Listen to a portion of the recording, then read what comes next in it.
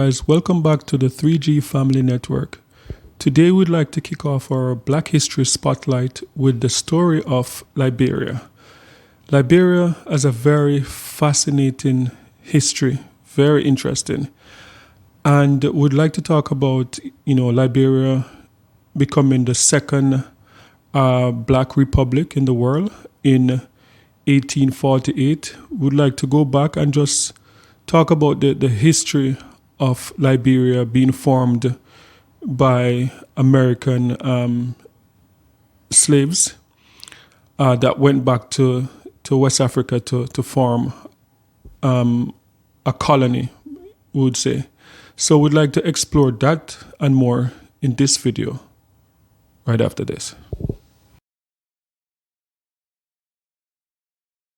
Okay, so one of the reasons why I wanted to do this Black History Spotlight is because I feel like for the past 30, 40 years, personally for me, like I know that the same Black history have been recycled over and over again. And I feel like we are almost like on this hamster wheel where every year we talk about the same thing. We talk about Rosa Parks. We talk about Dr. King. And I believe that we're not even touching the surface because Black history is like world history. And as Marcus Garvey said that, a people that don't know their history is like a tree without root. And I believe that it's time for us to dig deep, to dive deep into our history, to know where we're coming from in order to know where we're going, and not just the surface level that we have been fed for the past 30, 40 years. So that is the purpose I wanted to do this video, to dig deeper into Black history on a global scale. So I'll be reacting to some content from Rising Africa, and we'll be talking about Liberia, the history of Liberia, which I find very fascinating, which I'm very surprised that the mainstream media don't explore this part of American Black history more. I'm surprised that it's not taught in school. So I felt it necessary that, to use this platform to dig deeper into our history. So we're going to look and we're going to react when we come back. In 1816, a group of white Americans founded the American Colonization Society to deal with the problem of the growing number of free blacks in the United States. Due to their race, many free blacks in 1820s America couldn't grow a business, find work or vote, and were always in danger of being kidnapped, sold into slavery, or lynched. The belief that there was no place for blacks in America was a major recipe for a once-and-for-all solution, which ironically involved colonization. The creation of a new country across the Atlantic Ocean by colonizing a part of West Africa that free blacks could move to and call their own.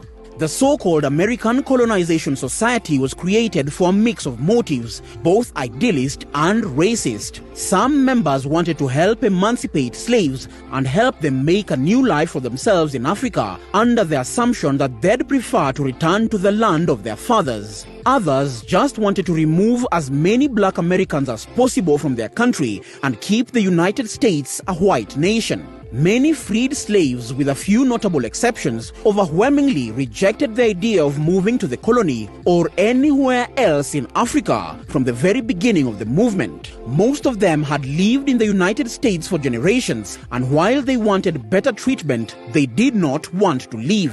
Most of them thought that this plan was a scheme to deny blacks a place in American society. However, thousands agreed to emigrate back to African soil, and in January 1822, the first settlers arrived at Cape Mesurado.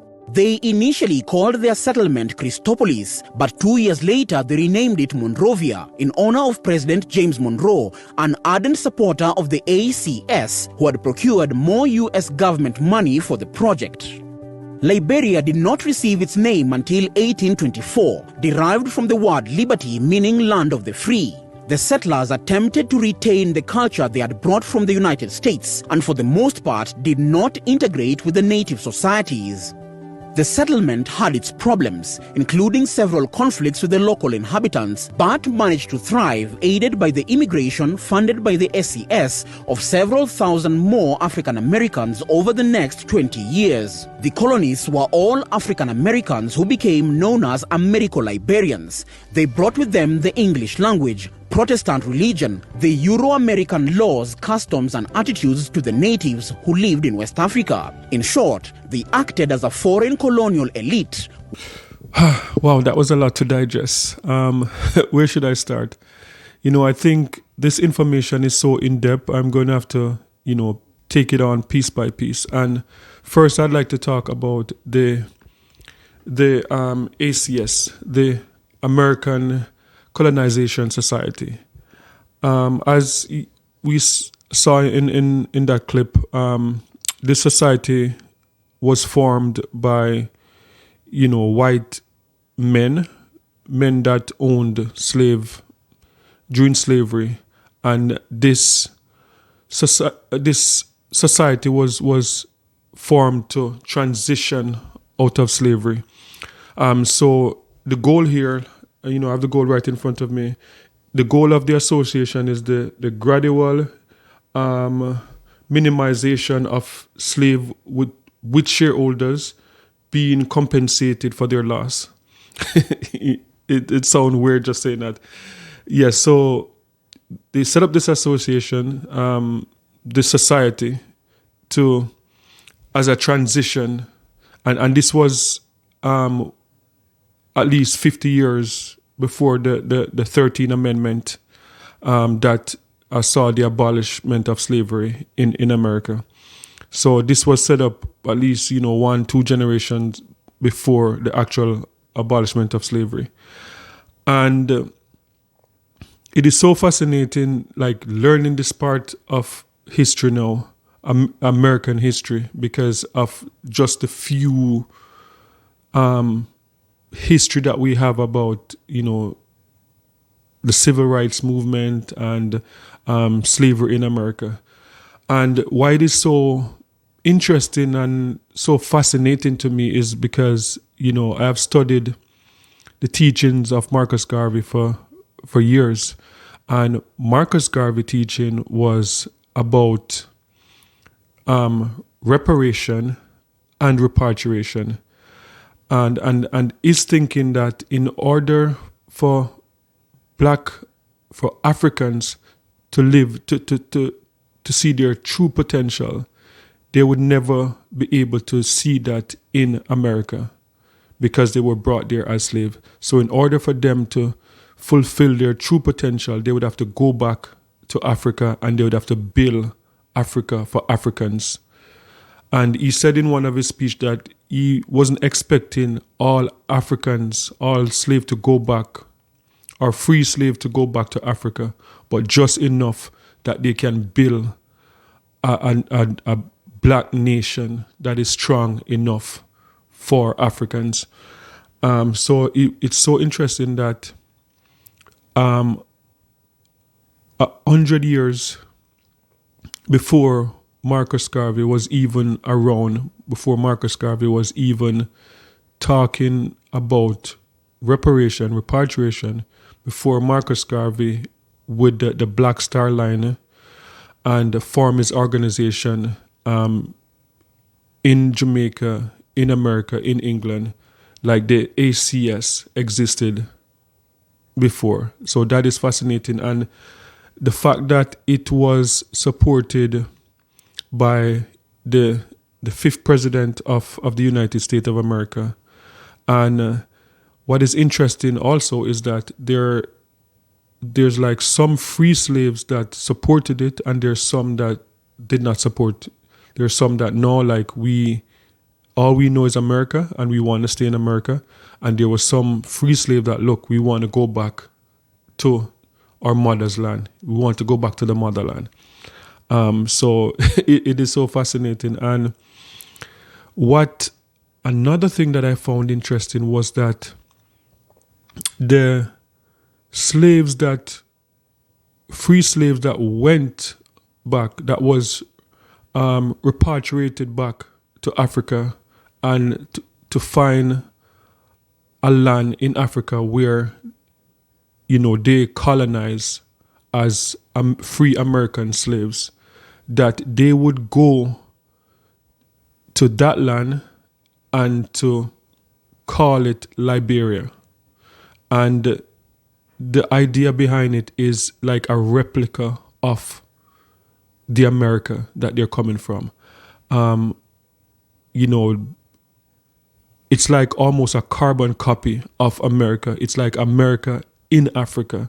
The flag, the Constitution, like the fact that the capital is named Monrovia from, the fifth president, President Monroe, and just like the states, in Liberia, like a complete replica of the state, so I found that to be very fascinating.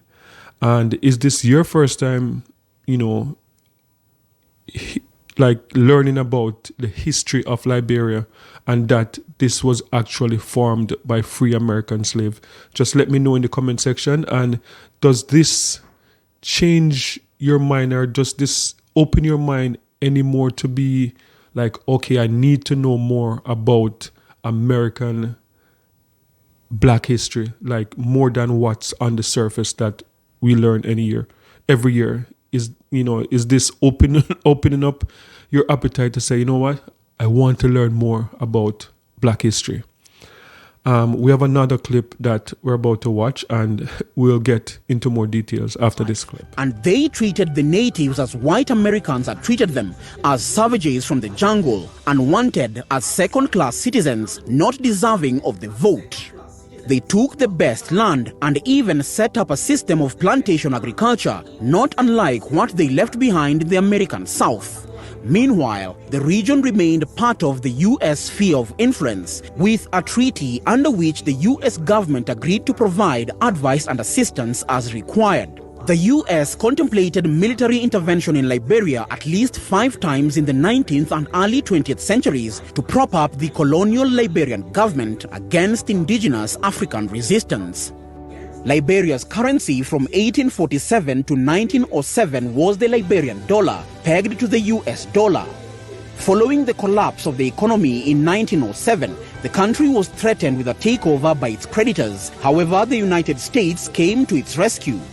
The US government had provided Liberia with some financial support, but Washington expected Monrovia to move toward self-sufficiency. Commerce was the first economic sector to grow in the colony. However, French and British traders continually encroached upon Liberian territory. As it was not a sovereign state, it was hard-pressed to defend its economic interests. The US lent some diplomatic support, but Britain and France had territories in West Africa and were better poised to act. As a result, in 1847, Liberia declared independence from the American Colonization Society in order to establish a sovereign state and create its own laws. They had a constitution and a flag closely modeled on the United States. The resulting state of Liberia would become the second Black republic in the world after Haiti and the first independent republic in Africa. Despite protests by the affected British companies, London was the first to extend recognition of the new republic, signing a treaty of commerce and friendship with Monrovia in 1848. Because of fears of the impact this might have been on the issue of slavery in the United States, Washington did not recognize the nation it had played a role in creating. The United States government had repeatedly declined to act upon requests from the ACS to make Liberia a formal American colony or to establish a formal protectorate over Liberia. But it did exercise what it called a moral protectorate policy, intervening when threats manifested.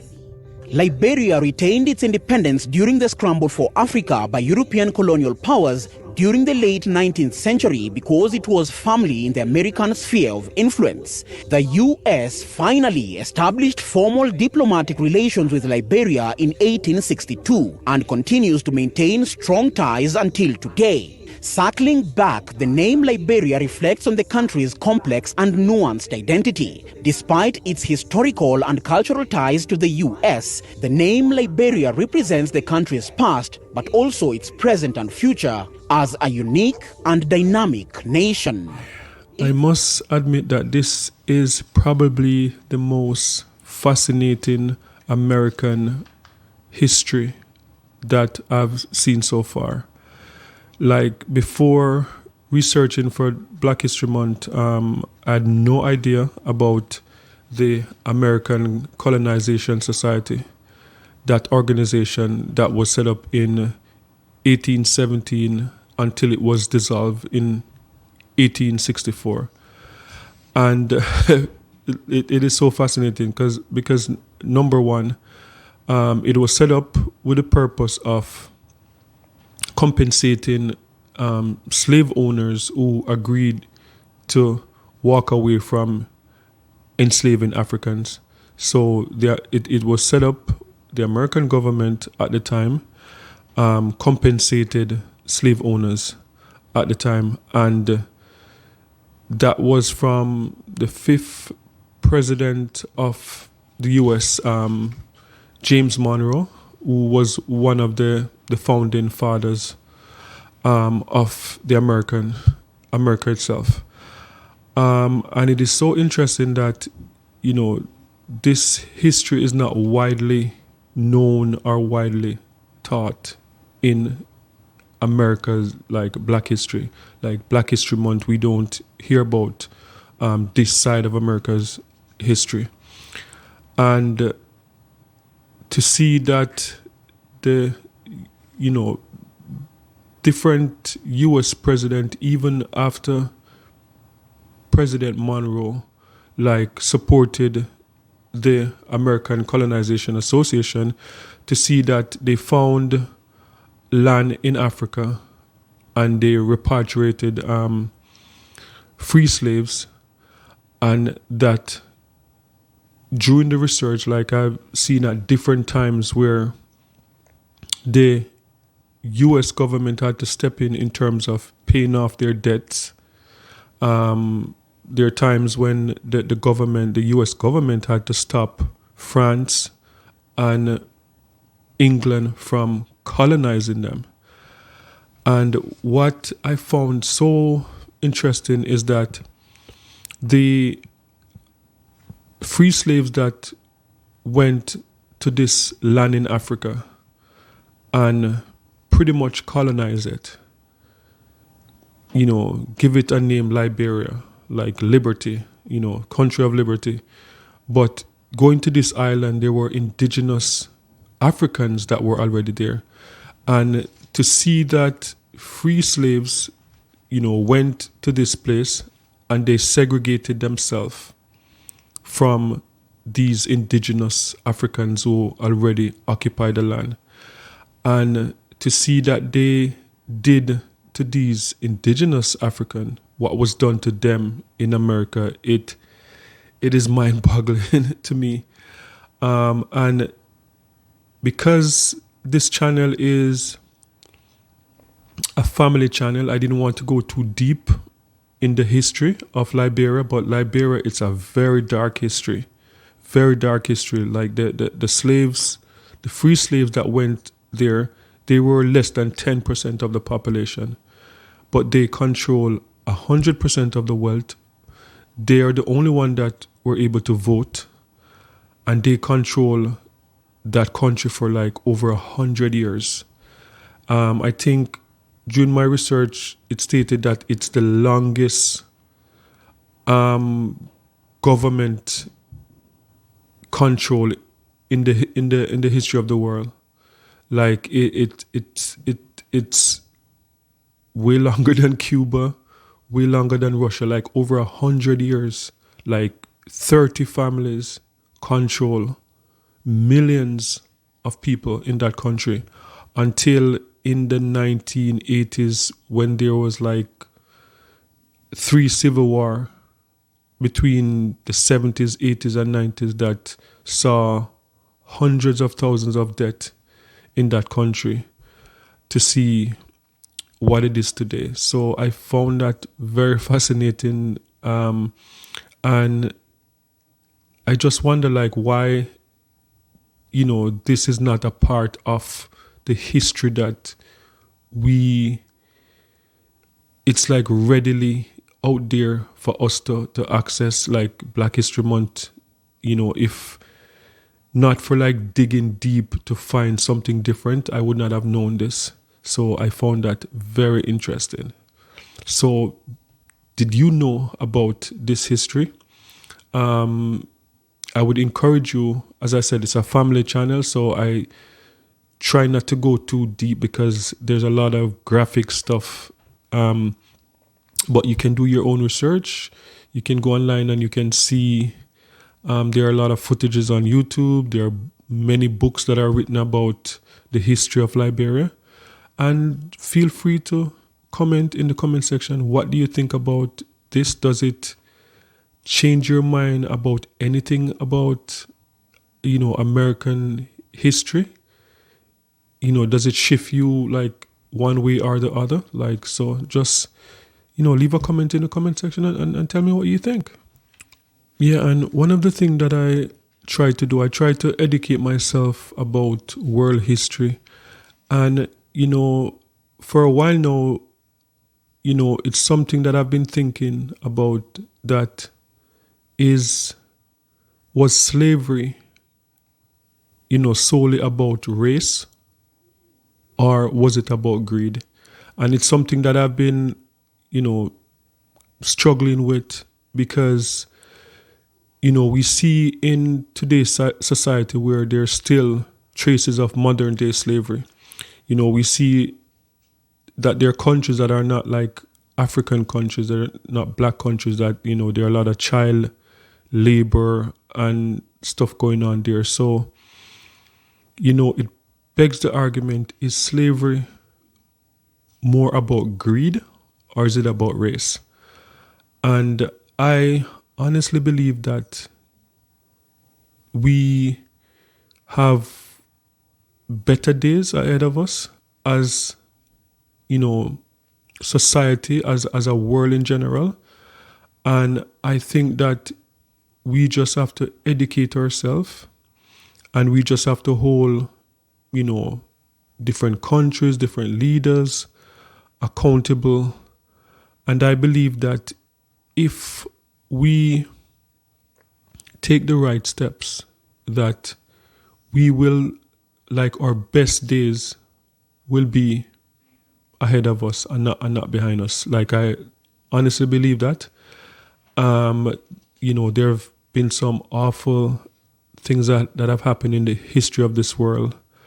And it's just unfortunate because like even in today, like, race is just a topic that just dominate the news, like with every shooting, with every crime, with everything that goes on in society. Race just takes center stage.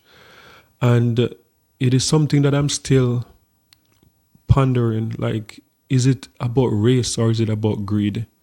Because to me, I believe that greed is probably the most deadly sin, and, people will do anything. People that are greedy will they'll enslave people, they'll stop at nothing, in their pursuit for more and more. So I don't know, like, tell me, what do you think? Do you think, slavery was more about greed, or do you think it was about just race? What do you think? Just, leave a comment in the comment section and let me know what you think about this video. And remember, peace.